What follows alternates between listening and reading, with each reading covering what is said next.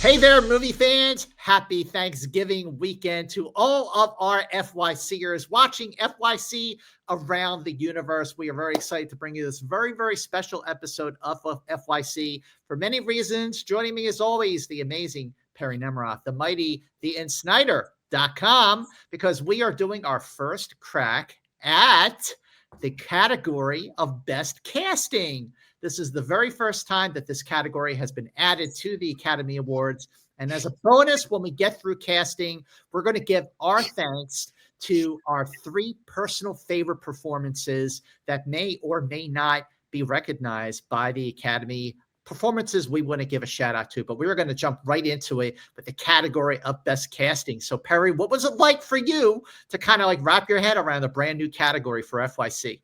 I honestly don't even know what to make of this category. I'll pose a question to both of you. Yeah.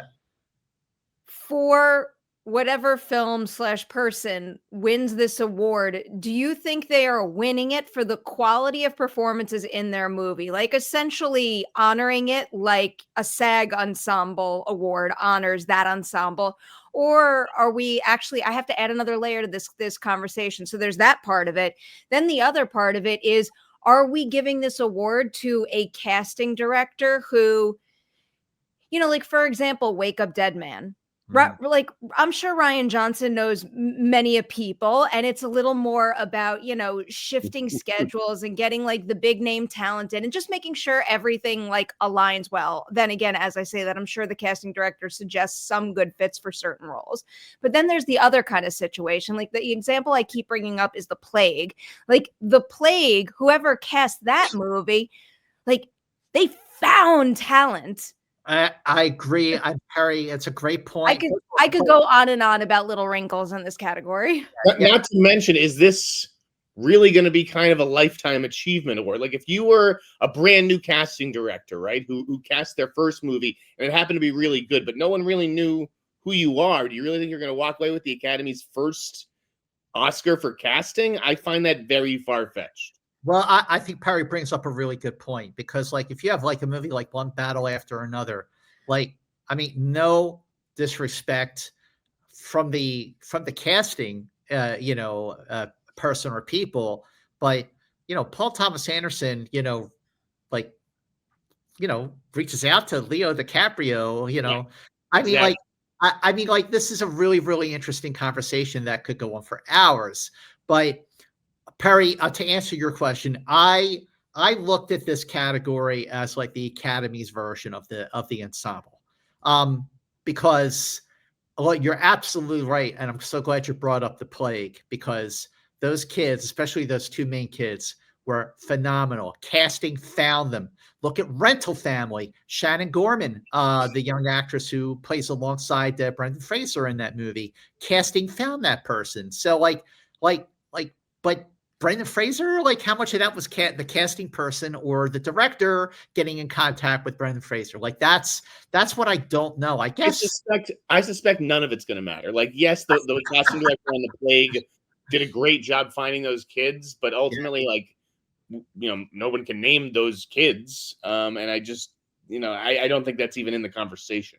I think it's going to be an equivalent to, not that I think it should be this, but I think it is going to wind up being processed in voters' minds the same way the SAG Ensemble Award is. So I do think it's going to wind up going to, nominations are going to wind up going to the movies and the ensembles with the biggest star power and profiles. That's what I think. With that, Perri, what is your number one here for casting? Okay, so my number one. See, but I also think this is a good example of a movie that does a little bit of everything. I went with Sinners. Obviously, Ryan Coogler has connections he's made over the years, and he's going to repeat work with certain people. Obviously, most of the talent on this roster is folks that we already know, but then you have Miles Caton, who is very much a find. So they've done a little bit of everything here, and also I think this is a group of actors that, I don't know, is assembled in a pitch perfect manner. Whatever mixing and matching they all did, I think it works exceptionally well. And I don't know. I'm gonna be kind of happy to see this one at the top of the conversation. All right, Jeff, where is Sinners on your list of nominations for casting? I also have it at number 1. And I think that there needs to be some element of discovery, or if not discovery, like a Miles Caton or a Chase Infinity, then using a veteran actor like an Amy Madigan. In like an unusual way. So I have Sinners because, yeah, Ryan Coogler has the relationship with Michael B. Jordan, but to me, this movie works to the extent that it does because of everybody around him. It's Omar Benson Miller, it's Delroy Lindo, it's yeah. So Yep. Mm-hmm. I think, and Sinners just could be the place that the Academy decides to reward Sinners. That's okay. I think Sinners is going to get recognized in a few categories. I just have a really good feeling about Sinners. I mean, I know one battle's like number 1 in a lot of people's minds, but I don't know. Everyone I talk to really loves Sinners. What do you have it at?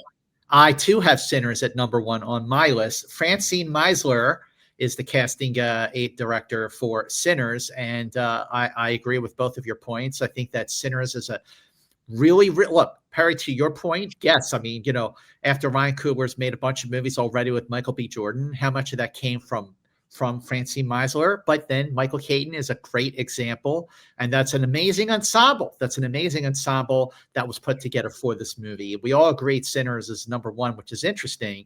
So, Jeff, the question is, as I like to ask every week, who does number 2 work for? Number 2 works for number 1. Battle after another. Yep. I've got Cassandra Koulakundis. Yep, that's correct. Yeah, just using Chase Infinity. I think casting Sean Penn. Tiana Taylor was a find. Yep. Regina Hall's used against type. Even Benicio is a little bit different than he normally is. Yep. I thought this was really great, and also like the Christmas Adventurers casting and like that psycho guy. And who I love? The guy who's interrogating Chase Infinity's teenage friends. Oh yeah, excellent. Yeah, that guy was great. Perri, where is one battle after another on? Yep, same. I have it at number 2 as well. For the same reasons as Sinners.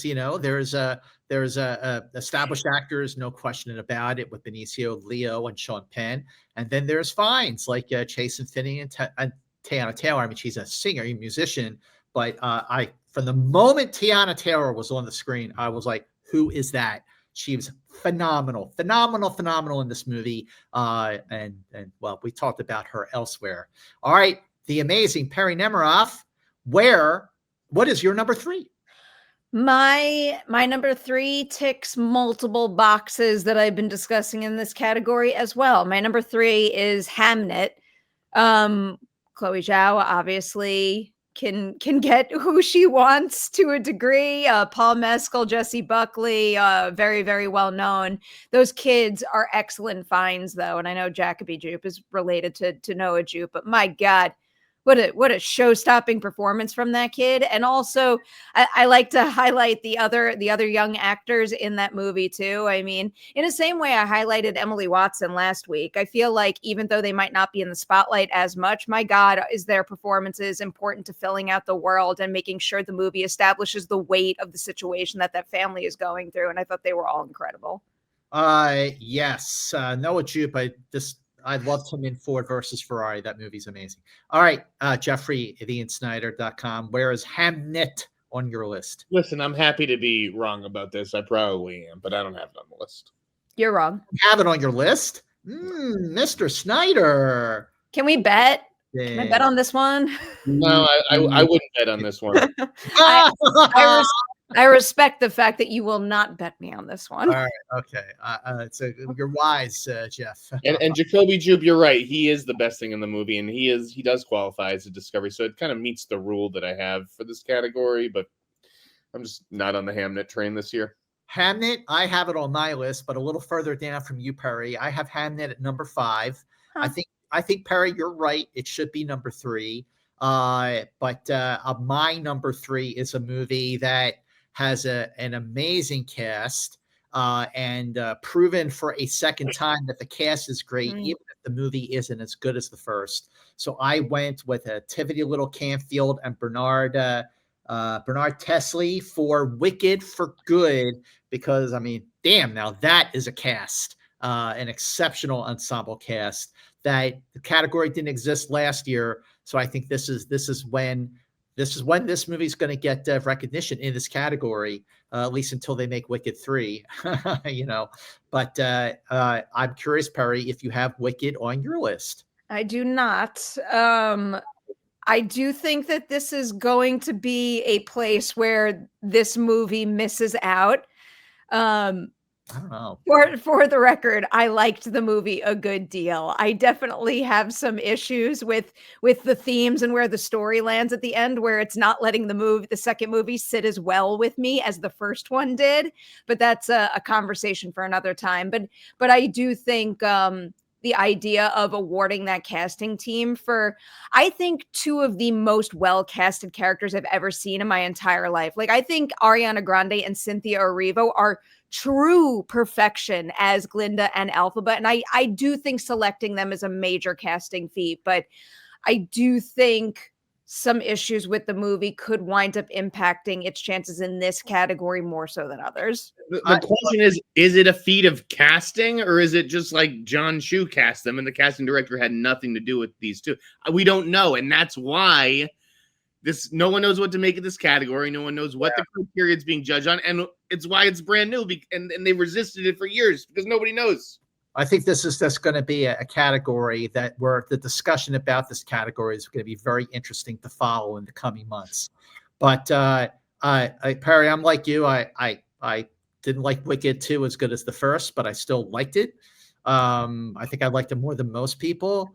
But I do think that because if this category wasn't even around for the first one, I do think it'll make the cut. But neither one of you have it on your list, huh? Nope. No, I don't have it on my list. You know why, Scott? Because there's not an unlimited number of slots. Right. All right. Well, then what is number 3 on your list, Jeff? I got to go with Marty Supreme. Yep. Timothée Chalamet, to get Gwyneth Paltrow back, to get her acting again. You've got people like Mr. Wonderful, who I think is legitimately great and deserves a Best Supporting Actor nomination. Absolutely. He was fantastic. Tyler, the Creator, Fran Drescher, who no one has used in movies in God knows how long. Who's the director? Abel Ferrara. Penn Jillette. I mean, it's just really outside the box casting choices, and I think I'd be hard pressed to ignore those choices if I was the Academy this season. Perri, where is Marty Supreme on your list?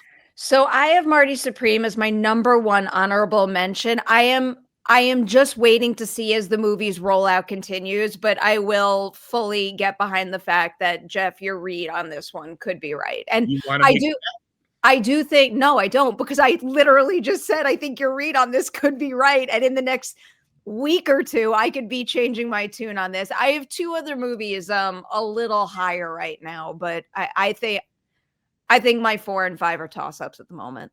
My number 4 is Marty Supreme for all of the reasons that Jeff outlined. Jennifer Venditti did a phenomenal casting job on this movie, a movie that is definitely in a lot of people's top 5 for Best Picture and Best Movie of the Year.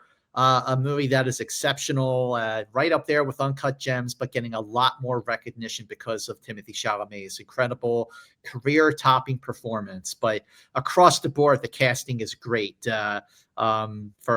Just go back and listen to Jeff's list. All right, so Marty Supreme, 2 out of 3. Hamnet, 2 out of 3. Wicked, 1 out of 3. Perri, what else is on your list? My number 4 is a movie that I see on the rise right now. I already mentioned it in this video. I went for Wake Up Dead Man. Somewhat similar to what we had been talking about with Wicked. I see this as being a casting feat, maybe for the entire franchise. It is one of those. It's one of those rare. I guess I have to say original film franchises, because this is inevitable when you have like Marvel and Star Wars and stuff. But it is really something special to see an original idea become such like a casting frenzy every single time a new movie comes out, where everyone's like, that cast was incredible. I wonder who he's going to get next. So I want to see them rewarded. Also, the more I love Knives Out and I love Glass Onion. The more I watch Wake Up Dead Man, like I'm starting to lean towards that being the best of the bunch. It's I just agree. so incredibly like script wise refined, well acted, well shot. I know we're just talking about casting right now, but I think that one's going to start to creep up on a couple of lists. Absolutely no question, Perry. Wake Up Dead Man is the best Knives Out movie of the bunch, and I love the first one. I really like the second one. I mean, look, talk about casting. Who saw Josh O'Connor doing a comedic performance and a lead performance where he's in almost every scene of the movie? He was a revelation as a comedic actor, and the chemistry between the cast in this movie is the strongest of the three movies. I love the film. You know, I loved it at TIFF. I've seen it a couple once since then, and I really liked it. Brett Howe and Mary Vernew. Mary Vernew. Sorry, I can't read my own handwriting. Wake Up. Jeff, is Wake Up Dead Man on your list? I haven't seen Wake Up Dead Man yet. Oh, it's great. I'm looking forward to it. It's great. I think it's streaming on. Is it 12? on Netflix now? No, it's in theaters right now. Right. In theaters now, December 12th. If you can find the theater, it's not an AMC. I think it's at Landmark Theaters. Wake Up Dead Man. I'm in Boston. I don't even know where we play Netflix movies here. It's a mystery. I know. All right. Speaking of mysteries, what's next on your list, Jeff? All right. My number 4 is a movie with Renata Rensby. Yes. Pedro Pascal. Oh. Brian Tyree Henry. Tom Burke.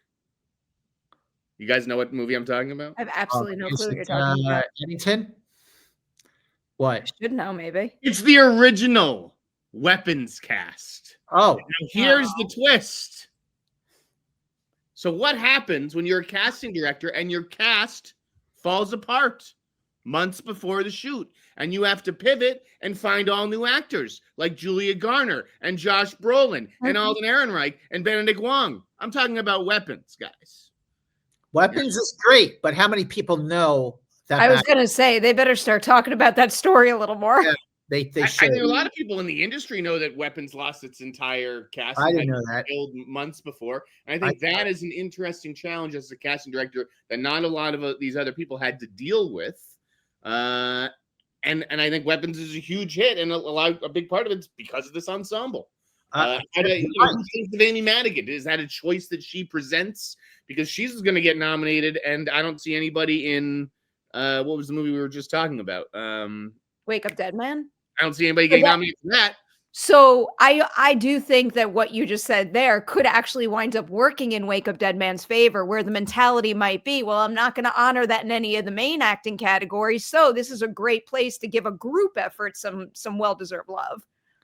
Listen, Jeff, that's a great narrative. And so wait, who was originally cast to play Amy Madigan's character? No, I don't think anybody else was. I think she was always the choice. Well, that's a great narrative. Weapons is a movie that I think some pundits are sleeping on in terms of its Oscar chances. Some of the other categories like Best Picture, Best Director, Best Screenplay. The more everyone I talk to loves Weapons, it's in their top 5. So I think that actually is going to have a much stronger showing in various categories at the Academy Awards, the 98th Academy Awards, than even we are giving it credit for, even though we all loved it. Great choice, Jeff. All right, Perry, what else did we you guys have it in an honorable mention, or you guys think it's not even in the I don't even have it on the list. It's like low down in my honorable mentions. I'm not going to write it off completely, but I do think it's going to do very well with Oscar nominations. I don't see this being its category, though. Interesting. All right. What else you got, Perry? Chance to Wake Up Dead Man, but okay. This is where I thought Jeff was going based on how he started that sentence. My last one is Sentimental Value. Right. This one is another one that I think is a really perfectly cast movie, and I think the whole narrative hinges on finding the right group of people to play that family. I thought Elle Fanning in her role was pretty inspired, and also I can't recall the young actor's name, but I thought the young actor who played Ron Reinsved's character's nephew was a really strong choice, and he really popped nicely. I thought the whole group was great in this, and I want to see it get recognized here. So Perry, I think on its merits, this does deserve a nomination. The question is, Does anybody know Ingvild Kolset Haga? Yeah, they know. They should. Well, they should after this. I do think her stock is rising in supporting actress. Like, just wait. I know. We like to place. No, that was the casting director I was talking about. Oh, I thought you were talking about the Inga. one who plays. Sorry, Yeah, I wasn't fully listening to what you were saying. It's all good. Well,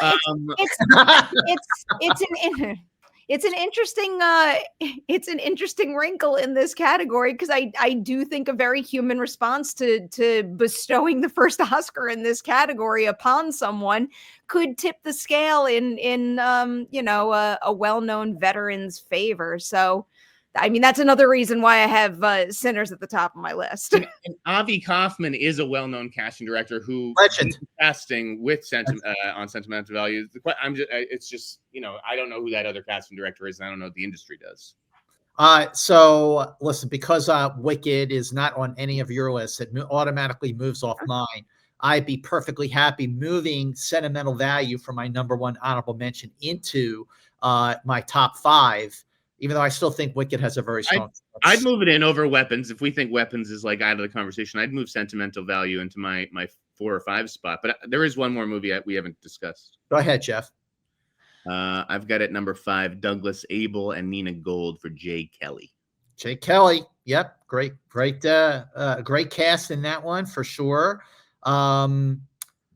Yeah. Perri. To me, that's the Netflix movie that has, I don't see Wake Up Dead Man having a better chance than Jay Kelly. What about I don't know. I do see Netflix maybe pivoting and putting, more eggs in the Wake Up Dead Man basket as things go on, because I think that movie's going to catch on, and I think people are going to want to like discuss it and pick it apart. I just think it's going to stay towards the top of the conversation for a lot longer than Jay Kelly has been or will going forward. But the other Netflix movie I at least want to mention, because to me this is a casting feat, it's A House of Dynamite. I know that movie premiered and then its chances completely fell off the radar and all that, but that's a lot of main speaking roles. Yeah. And when you watch that movie, like, I understand, of course, Catherine Bigelow can maybe, I don't know if this is how it happened, can maybe pick up the phone and call Idris Elba, Rebecca Ferguson, blah, blah, blah. There are so many people in that movie. They get like a mere 2 lines, and I have to believe like every ounce of what they're saying. I just can't believe how many people in that movie are so memorable. And I think that comes from casting. I agree, Perri. I have House of Dynamite on my honorable mention, but to me, the movie that Netflix, and I agree with you. I mean, Wake Up Dead Man, people are raving about it, saying it's the best of the 3 Knives Out movies, and more people are now seeing it. That could move the movie up in a lot of ways. But another movie that just opened and is now on Netflix as of November 21st is Train Dreams. I'm telling you, everyone loves the movie. It's an amazing film, has a great cast. I mean, an amazing ensemble, all doing roles that they are not generally known for. But there's also Frankenstein, Robin D. Cook.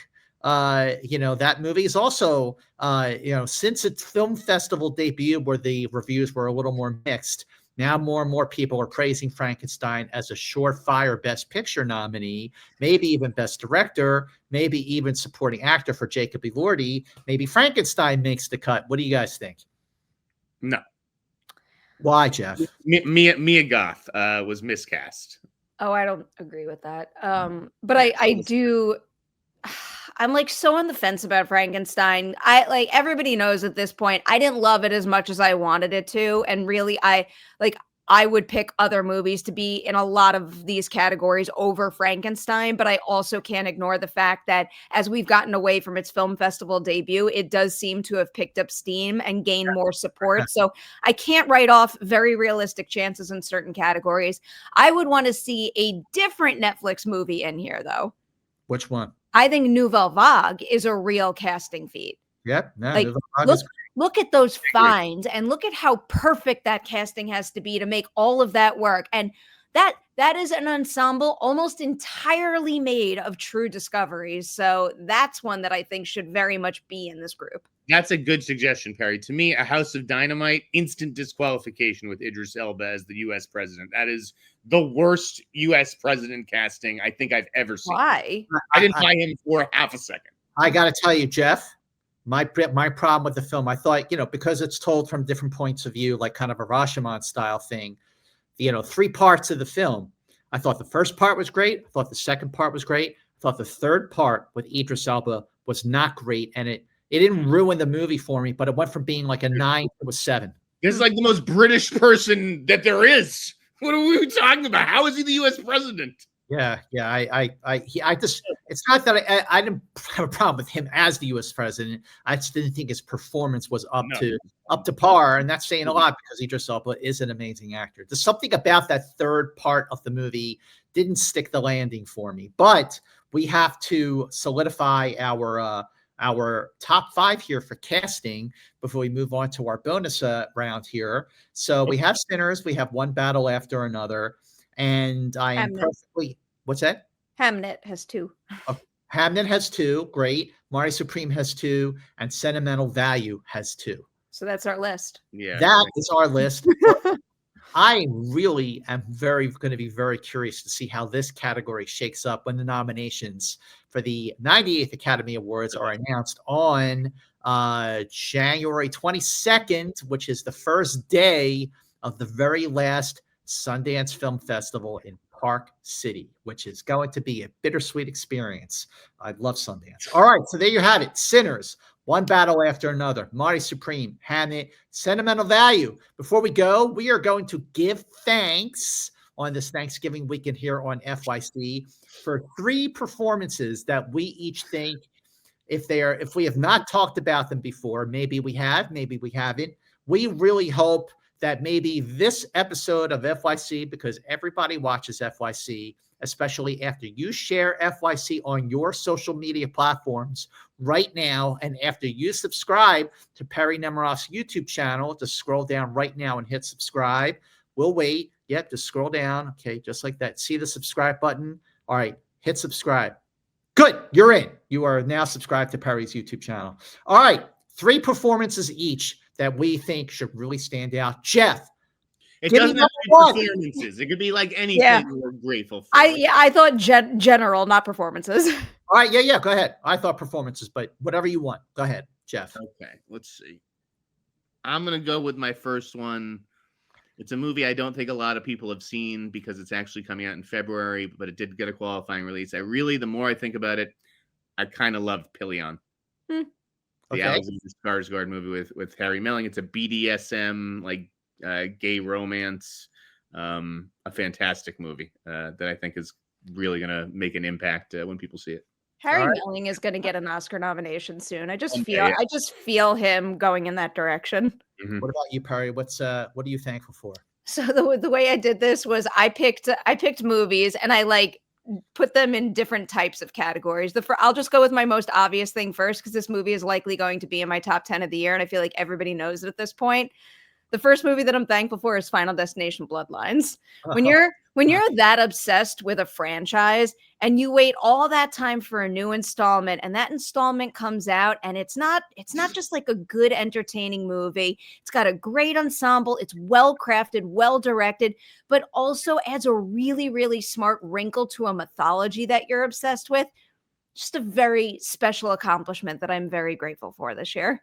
I know you're a big fan of that movie, as you should be, giving your history with horror films. So I trust your judgment over most people's.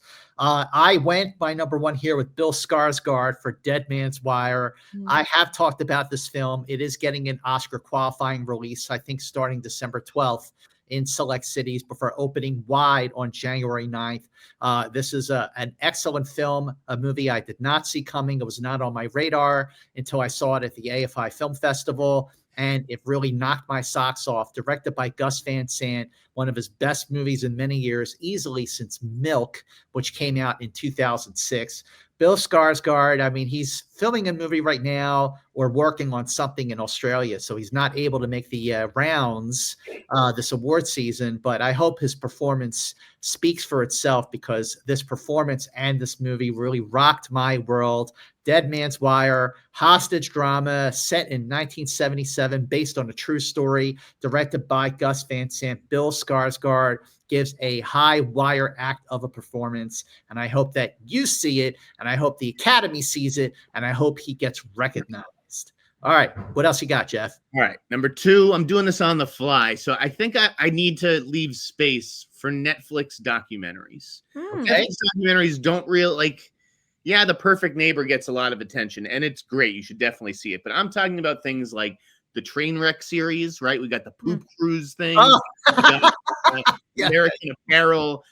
I thought the best one was the Astro World tragedy with Travis Scott. Like, imagine going to a concert with your friends and some of you don't come home because you got crushed. You got trampled to death. Oklahoma City bombing, American Terror. Unknown Number, the high school catfish. The Charlie Sheen documentary. My Father, the BTK Killer. The Twister, Caught in the Storm. All these were good watches on Netflix, so kudos to them. Wow. Okay. Wow. I love the broad stroke there for Netflix documentaries. I'm sure Netflix will appreciate it too. All right, Perri, what else you got? All right. So my first category was kind of like loving a movie within a franchise that I love. My next category is like career type stuff. And the movie I give credit for in that respect this year is Superman. I'm very grateful for all the opportunities that I get, but there's certain situations where, like, I understand I'm not the highest on the totem pole, and I managed to get opportunities to cover that movie when I thought I wasn't going to. So it was really grateful to be trusted with that movie and get those opportunities. But then on top of that, James Gunn and that cast were just like beyond warm and kind and welcoming when you walk into a junket that big. And like, it doesn't matter how long you've been doing it. Like you want to, please the fans that are looking forward to these conversations. You want to do a good job, and those environments can be a little scary. And every single one of them just made all those rooms feel so warm and welcoming. And they said some nice things after my interviews that I will hold mighty tight to for a long time. I don't think I'm ever going to forget that, actually. That's a very good choice. I'm going with a movie that listen, and I had mentioned Sundance. I've been going to Sundance every single year since 2003. The only 2 years that I missed being there in person were the 2 years that they were virtual because of the lockdown and because of Omicron, and they had to pivot. But I've never missed a Sundance in all that time. I'm very excited and sad to go for the final Sundance in Park City before it moves on to Boulder, Colorado. And I'm sure, this last one, I hope they just really stick the landing and go out on a high note. But one of the movies that I saw back in January that I absolutely fell in love with, one of those movies that made me go, wow, I'm so glad I went to Sundance and saw that, is The Ballad of Wallace Island, an absolute crowd pleaser and featuring a really incredible, delightful, charming, heartfelt, heartbreaking lead performance from Tim Key. This movie works because of him, because of his tone. It is a balance between someone who is a fan, but not someone who's creepy. Thankfully, I related to this guy in a lot of ways, and I just thought it was a beautiful, beautiful film. It's streaming now on Peacock, and maybe a Golden Globe nomination for Tim Key. That would make me extremely happy. But if you have not seen The Ballad of Wallace Island, I promise you will love this movie. It is streaming on Peacock. Watch it, stream it, check it out. All right, Jeff, what else you got? I hate that we're only doing one more, but I get it. All right, my last one, I am going to go with Jai Courtney in Dangerous Animals. I think Dangerous Animals, like when that movie got into Cannes in the midnight section, I was like, why? And then it turned out to be so good. Jai Courtney, this is like one of the performances of the year. And Hassie Harrison, she's a star. She's like, I don't know if she's going to be the next Jennifer Lawrence, but she definitely gives me Jennifer Lawrence vibes. I think it's a great serial killer movie. Okay. Wow. Nice choice. I like your choices, Jeff. What else you got, Perry? I do love Dangerous Animals. So I've done a favorite film, I've done a career win, and now I'm going to do a family one. The third movie I'm going to give a shout out to is Megan 2.0. Okay. So I was so happy that after many, many years of not flying out to visit me in LA, my mom finally did. And we did a bunch of movie things that made me really happy. But I feel like the thing that I'm going to connect her to the most and sharing an experience with her is when we got back to New York after. One of the only things we weren't able to fit into the schedule in LA was to take her to like a big Hollywood premiere. So I was given 2 tickets to the Megan 2.0 premiere in New York City. And it was just like a really nice night. It was really cool to like get dressed up with my mom and go and see a movie at its big premiere. And then we went to the after party, and Allison Williams was so nice to my mom. And it just like, it made me so happy. I will never forget that movie for that particular reason.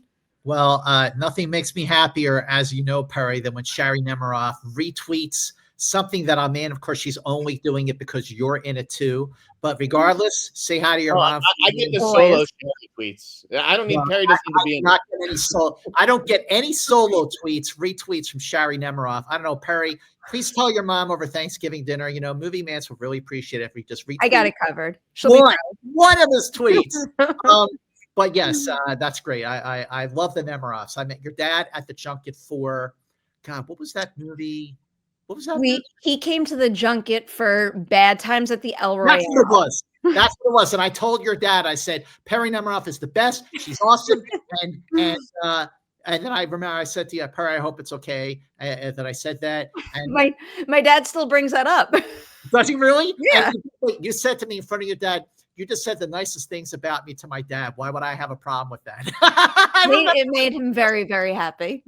All right. Well, my final choice on what I'm thankful for this year is Indy. Indy, not just my beautiful, cute, little fluffy white Pomeranian, Indy the dog. I just love that dog so much. He's so cute, so lovable. He licks my face every morning. And then by the end of the day, he starts to get grouchy. So I stay away from him. But I love that dog. He's just so great when I'm working from home. The best doggy ever. But I'm also giving a shout out to Indy the dog from a movie that I absolutely loved. It is a horror thriller, Perry, so I know you love it too. It was Good Boy. Good Boy, directed by Ken Leon Berg. This movie is streaming right now on Shudder. It's right there on Shudder, which I don't think you have to pay a premium for to have as a streaming service, but it's on Shudder. Good Boy. It's, I think, one of the best movies of the year, a haunted house movie told from the point of view of Indy the dog, and Ken Leon Berg and his wife, Carrie Fisher. That's her name, Carrie Fisher. I know, isn't that cool? They made this movie over the course of a few years, and this is the best performance by a dog since the dog. Remember the dog from The Thing, John Carpenter's The Thing in 1982? That's how good this performance is from Indy the dog. And if there's ever been a case for nominating a pet, a four-legged friend, for an Academy Award, Indy's performance in Good Boy is it. And trust me, again, if you have not seen Good Boy, I strongly urge you to stream it now on Shudder. So I think that's it, guys, right? Are we good with our 3? Yeah, we did it. Wow, we did it. Well, in that case, make sure, again, you scroll down and you subscribe to Perri Nemiroff's YouTube channel. Make sure you share FYC on all of your social media platforms. I know you think, I don't have time or whatever. I don't, whatever, I don't, someone else is going to do it. Don't think that someone else is going to do it. It's like, make sure you vote. You got to play your part and vote. Play your part as a loyal FYCer and spread FYC on your social media platforms. Follow Perri Nemiroff on her social media at either P. Nemiroff or Perri Nemiroff. Make sure you follow Jeff Snyder on his social media at The In Snyder. Subscribe to Jeff's newsletter at theinsnyder.com. Watch Jeff's other show with my friend John Roca on John Roca's YouTube channel. Subscribe to that too, which is The Hot Mic. Make sure you subscribe to my YouTube channel, which is just Scott Nance, and check out my latest episodes of Consider This. especially with cinematographer Larry Smith about the brand new 4K restoration Criterion Collection release of one of my all-time favorite movies, Eyes Wide Shut, out now.